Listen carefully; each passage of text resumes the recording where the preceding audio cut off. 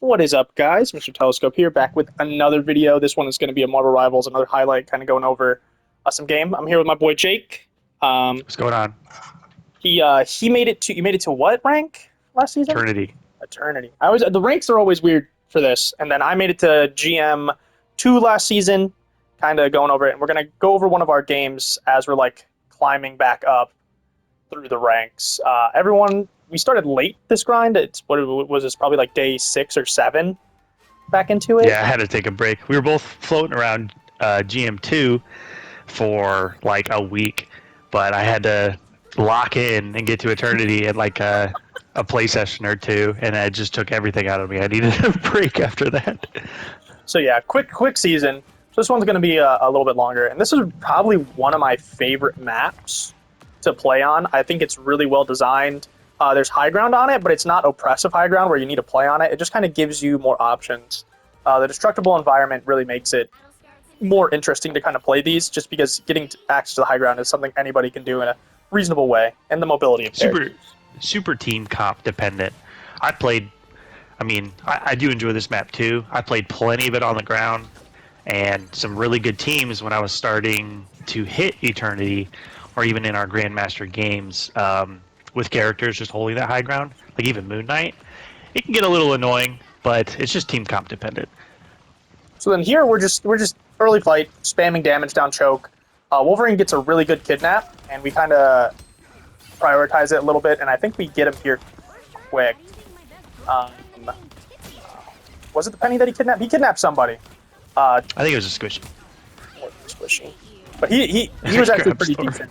Bro, he taking it out. I'm playing Jeff this time around. One of the things I'm like, as grinding back up, I want to learn more supports. I think Jeff is really good, and when you get up into higher games, triple support is kind of what a lot of teams are playing. They'll do 2 tanks, a DPS, and then triple support, just because healing is really strong in this game.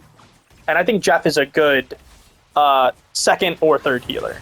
You know, he's not your primary boy, but his ult is really, really good. Speaking of ults, Jake here getting his first of like 12 ults this game. It's obscene. Squirrel getting her buff. Was it just her ult, or was there other things changed with her? It was just her ult, bouncing around. Instead of just bouncing off of whatever geometry it runs into, it would actually heat seek out other players, which it's a night and day difference. Before, I would argue she had the worst ult in the game. And I played her a decent bit, not too much in comp, because you need a DPS with an ult. But now it is kind of competitive, and I was just really wanting to test it out as we're climbing back up. Some of these games might not be as serious, but I mean, we'll see. I used it, like you said, almost 12 times, and almost every time I threw it out, I get 1 or 2 people from that change. So it's definitely a bit different. And then right there was a good use of like a Jeff ult. The point's almost closed. Like, we're right there at the end. To secure the point, they had 2 on. As soon as I eat them, takes off. I throw my boys out and get 2 kills. Automatic to the next checkpoint. Jeff's ult is pretty good on this map. There's a lot of places to throw him, but he's also really good because it's tight corridors, so everybody has to be lined up. And he only has the only healing that pierces, and with the 150 healing per second, piercing through like hitting like 2-3 people at the same time is obscene amount of healing that you can pump out. I think Invisible Woman has piercing. I don't quote me on that. I'm not. I think she might. Player. I think she does have piercing. But that's a new season type deal, to be determined. I want to pick her up. Right here, they're kind of playing high ground. We were talking about this before. High ground here it's not like super necessary because it's all really tight, and Jake's lobbing like shots down main at that high ground, but since it's such a tight high ground and they all have to play together, he's just forcing them off single-handedly. Like, it's not a whole team push we have to go through. We're down 2 players. Realistically, in like most scenarios, if they have high ground, if we're down 2 players, we're behind. They have a rocket revive station, but like, we're still able to immediately get to pick, and then we're just able to keep pushing through. Like, it really doesn't stop. And we just like commit 1 ult and we keep moving. We're down 2 still, and down another, and it just keeps moving. Like, high ground. I will say this game is very swingy. You can be down a couple players, but with a little bit of teamwork or just all committing, I haven't played a team game like this where just a couple plays can swing fights as heavy. I mean, Like, this is a played massive one tons right and here. tons of Overwatch, and just the right player to just immediately swings a fight. Like, right there, they were trying to commit back in, and then Squirrel Girl's power, like, I think it's just something just like the amount of damage he's able to pump out. Punisher ulted. Like, he ulted right there. You heard his voice line, he screamed it, and then immediately 3 shots got taken out, and then we just keep rolling through. Using the third person advantage, kind of watch him, so I don't have to actually peek him the whole time, which is when I shoot. And then this is a mess. Like, both Cloak and Daggers like ult, and it's just a giant area of like, all right, this sucks. So much healing. They kind of stop us here for a second, but we're able to push through again with just spammy damage. At the moment, I don't think me and Jake have died yet. He's popping off another ult going through, getting 2 in the back line immediately. C2. I'm not even looking at them, and I was fighting other people after I threw that ult out. That ult change is just such a big difference. Yeah, makes her really good. And then piercing healing here, just from Jeff, just keeping everybody topped off.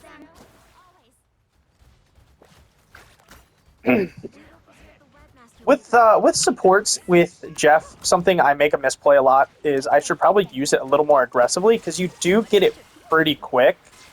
You want to use it aggressively with Jeff, because like here I'm healing, doing all this healing, but I'm not building ult charge. It's like it's almost an ability for him. I should have used it, maybe pulled someone off like earlier for like an initial like push in around this corner, but I just heat of the moment, Even didn't really think just about to it. scare people. Hearing that voice line, at least on if it's an enemy Jeff, you can kind of see everyone just scatter in a different direction. Now that everyone kind of knows what Jeff does, even just pressing the ult button, everyone kind of just runs away. Yeah, if I would have used it aggressively at the beginning of that fight, I would have had it back by now. Or at least very close. At least halfway. Yeah, that Bucky got shut down.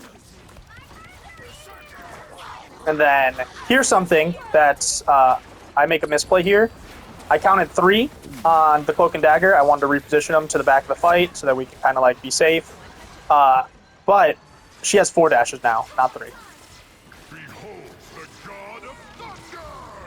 And that extra dash could have been different, made a difference. It's still out there, like it sees it on the floor, so, a little bit of a misplay by me. Kind of sucks. Yeah, their Penny, she ulted. She definitely made a huge impact. She kind of became the anchor right there.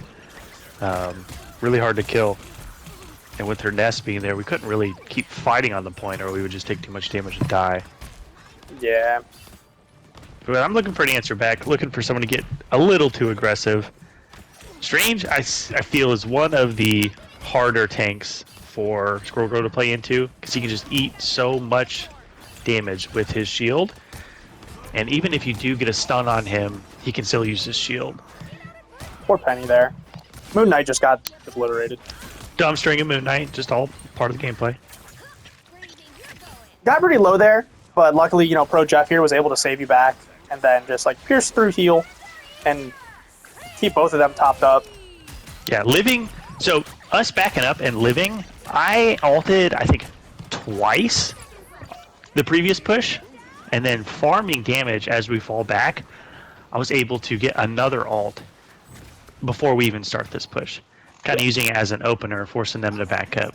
The Strange there was doing the right thing by pushing the supports, but he overcommitted way too much there while his team was dying, and both the supports were able to live. Like, me and Cloak and Dagger were just able to get in and out, and he was just stuck in the back while the rest of his team died.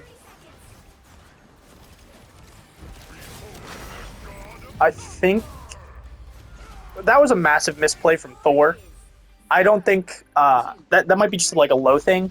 There's a few ults in the game that do not let you touch point when you're ulting. Thor, Psylocke, Storm, And I think there's one more. Oh, Hela. Hela doesn't. Even if you're right on top of point, you won't be quote unquote on it. Something I wanted to point out towards the end of the game is they switched to triple tank there towards the end.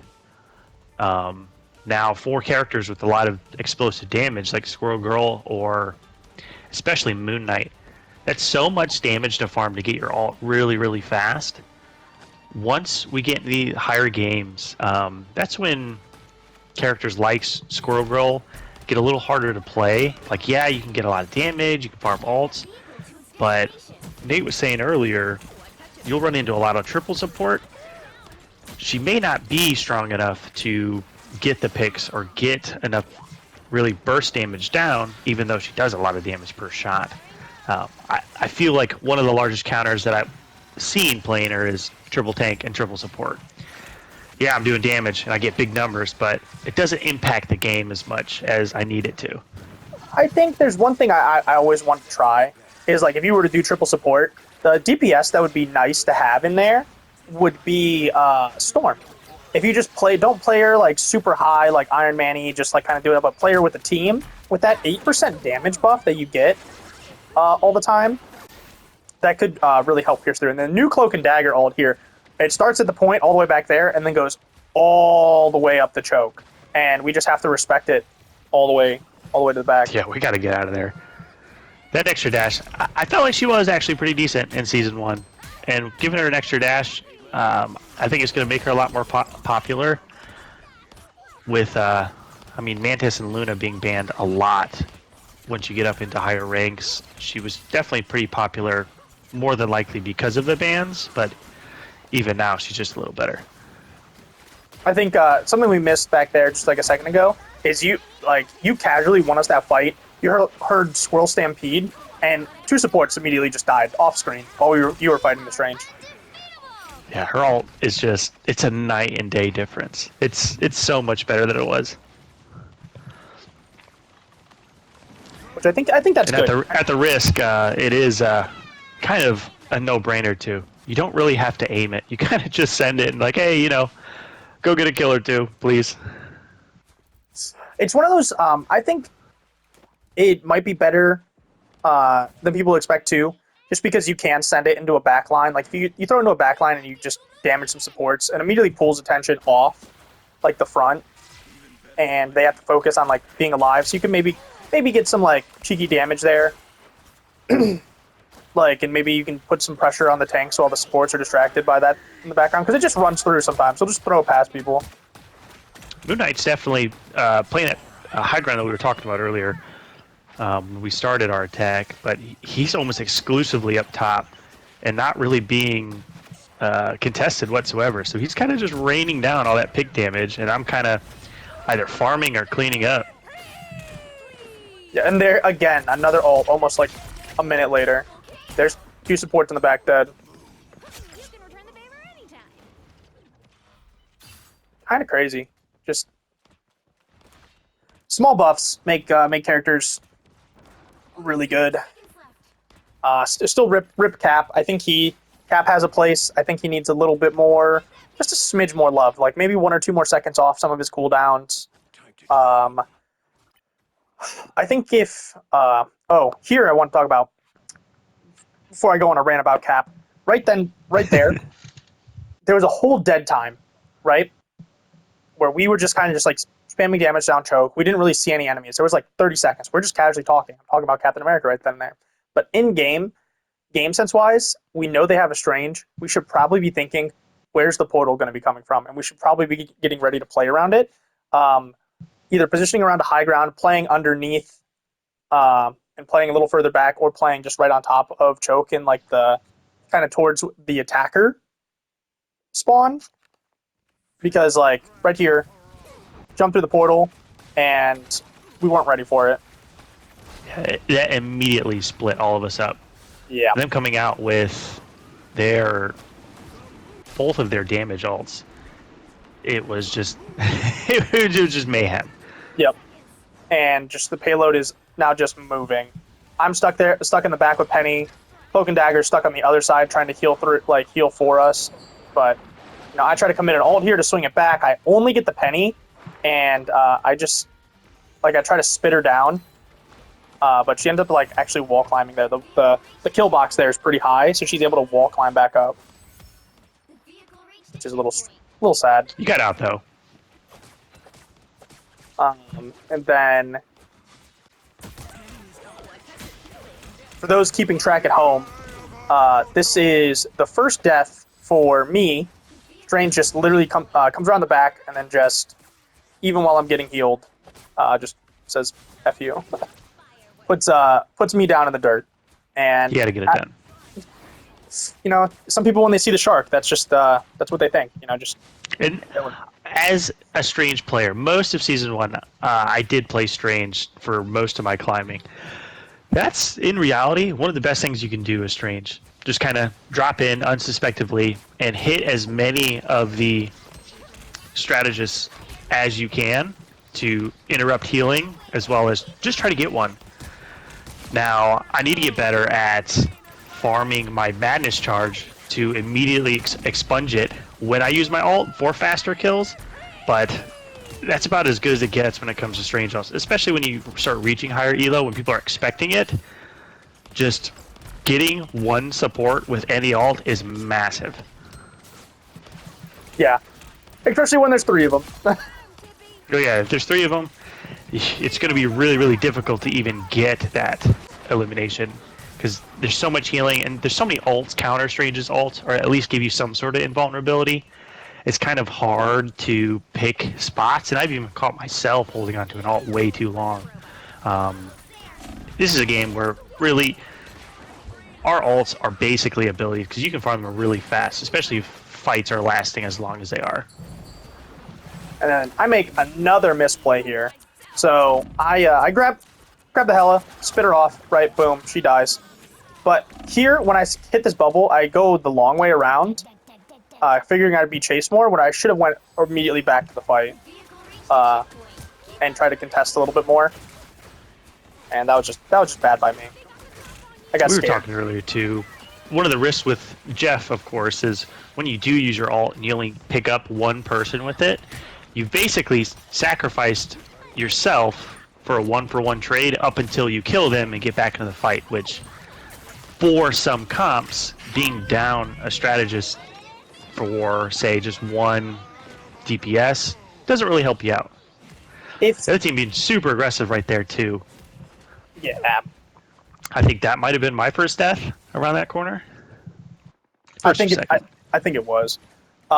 When you get higher with Jeff, one of the things, if you're in chat and stuff like that, if you only get one, you should come back to your team, and it's more like calling, if you played Overwatch, like calling a sleep in Overwatch, like, hey, everyone group up, let's kill this person, and you pull them to the back of the fight, you give up a little space, and you just assassinate this one person, and then you're back into it, and it's a 6v5. Sometimes I do that on maps where there's no place to throw them, and I'll call it out, and it's always nice when I have Jake on DPS, and we can kind of just boom, throw them out.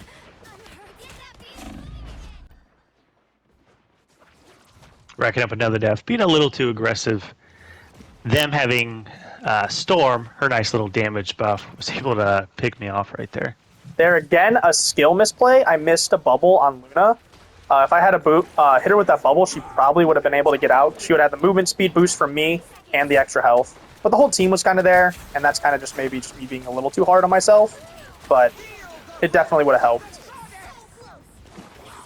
But here's the big play.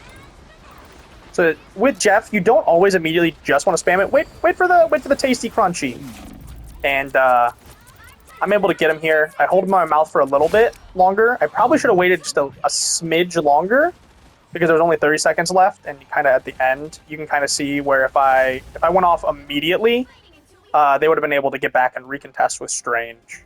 Because as I kind of do some nice cinematic panning, as I turn around behind Magneto, there's a little portal right there. So sometimes that is dangerous. Strange is the only tank in the game that can save games off an ability right there. Yeah, and so then this is holding on to someone, and I've seen it in other games as well, that Sometimes it's just better just to hold on as long as possible for the overtime kind of trickle down, just to prevent that portal from saving the game. Now Yeah. they're kind of out of alts. They were really aggressive when they were getting cleanup kills. They didn't really have a response to it, but us popping, looking at the leaderboard at the end of the game, 4 alts at the end, even though we were down players, um, we just got it. Yeah. And then stat-wise, Jake obviously popping off with like 50 and 3.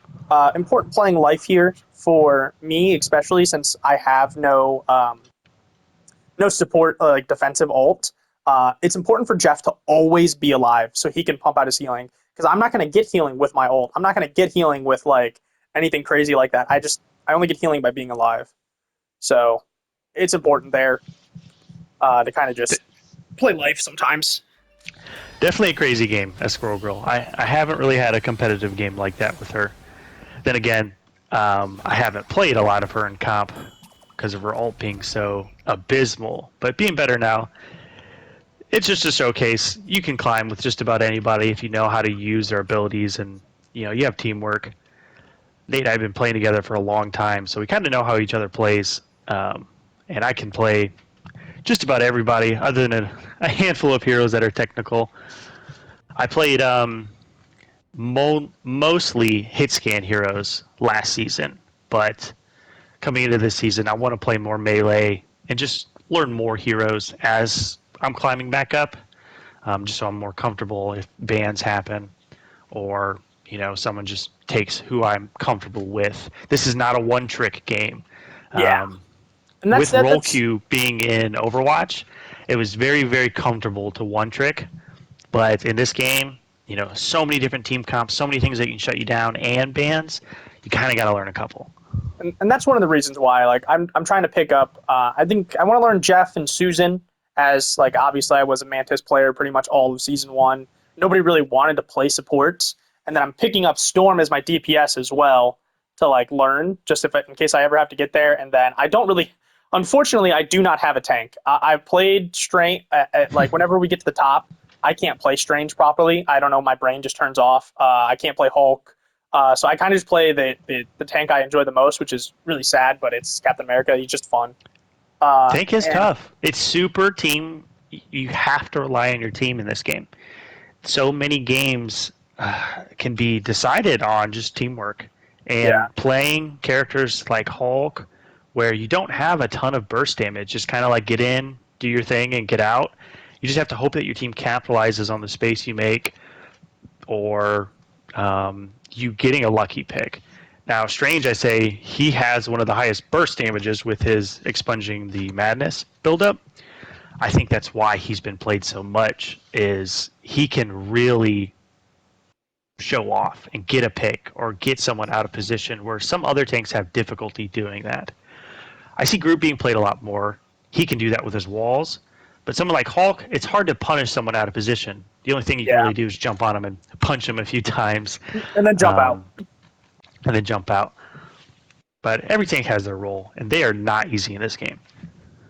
Yeah, and I think if you guys kind of like this kind of content of us like breaking down some of our games and like kind of running through it, it's really easy to talk about. Like I really only focused on like me and Jake through that game because we know what we were thinking and going through our heads at that like as those moments. But if you'd like to see more content like that, maybe I could break down some like of the tournament games. I know the new tournament's popping off here soon. I think it like that. But like, comment, subscribe, and thank you guys so much for watching. And I'll catch you in the next one.